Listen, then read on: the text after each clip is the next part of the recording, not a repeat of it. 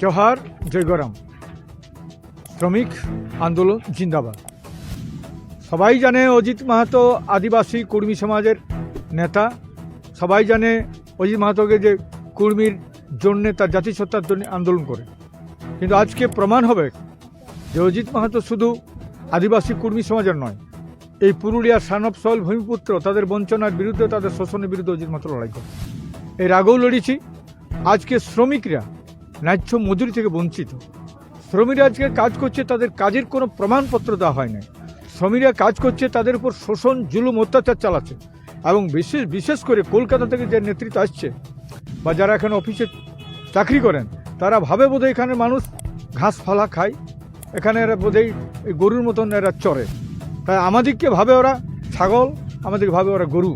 তাই আজকে পরিষ্কার কথা বলছি, এরা আজকে 10 বছর যাবৎ যে ছড়রা সোলার প্ল্যান্টে কাজ করে, সিকিউরিটি গার্ডের কাজ করে, এদের কোনো রকমভাবে শুধু আই একটা আছে, মানে এরা এখানে কাজ করে, সে দিয়েছে যে সংস্থা কাজ করছে তার। এরা যে কাজ করছে তো এমপ্লয়মেন্ট কার্ড লেবার লজ অনুযায়ী 76 যে রুলস, সেই রুলস যে কন্ট্রাক্টর লেবার রেগুলেশন এভলিউশন অ্যাক্টে যে থাকে 76-এ, সেটা কিন্তু দেয় না। এরা অস্বীকার করছে। আজকে সেই তড়িৎ ভবনে এসেছি RM এর কাছে। RM হচ্ছে প্রিন্সিপাল এমপ্লয়ার। ও যদি কিছু ভুল করে তার সম্পূর্ণ দায়বর তাবেক RM এর কাছে। তাই RM এর কাছে ডেপুটেশন এসেছি, আজকে ওয়ার্নিং দিব। ও একটা কি করেছে, ওই কন্ট্রাক্টর করেছে এরাকে একদম লাস্ট চিঠি দিয়েছে, 30 তারিখের মধ্যে যদি জয়েন না করা হয় তাহলে কিন্তু আমরা অ্যাকশন নিতে বাধ্য হব। তো আমি সেইটাই দেখছি, তার চূড়ান্ত চিঠিটা ঠিকাদার থাকবে এখানে না আমরা থাকবো। আরে আমরা জন্মেছি এইখানে, আর ঠিকাদার তুমি কাজ করতে এসেছো সালা 50টা ওখানে 50 একর জায়গা জুড়ে 4 জন লেবারে কিচ্ছু করতে পারবে না। সাহেববানকে যদি বলে অজিত মাহাতো তুমি মানে বা একটা দড়হলককে যদি নিয়ে আসে বলে একটা টোল দেবে ঝিঁটতে, কবে ঝিঁটে পুরাবে সাহেববানকে? তো তেমনি সালা 50 একর জায়গা 4 জন দিচ্ছে সিকিউরিটি গার্ড, বলছে চুরি হলে গোলমাল। তো তুমি তার জন্য বলো 20 জন লেবার দরকার হবে। ওরা জানে নাই কত লেবার দরকার, সেটা ওরা কমন সেন্স নেই ওদের।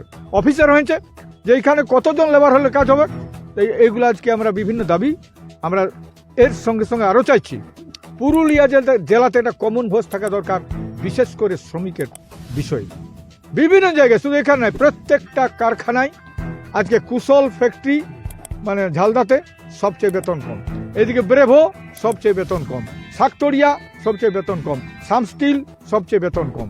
আরও এইরকমভাবে বিভিন্ন এস্টাবলিশমেন্ট আছে পুরুলিয়া শহরে, যেখানে মারোয়ারিরা যেখানে মানে মালিক, এরা এইভাবে বেতন দেয় যে এদের মিনিমাম ওয়েজ বলে কিচ্ছু নাই।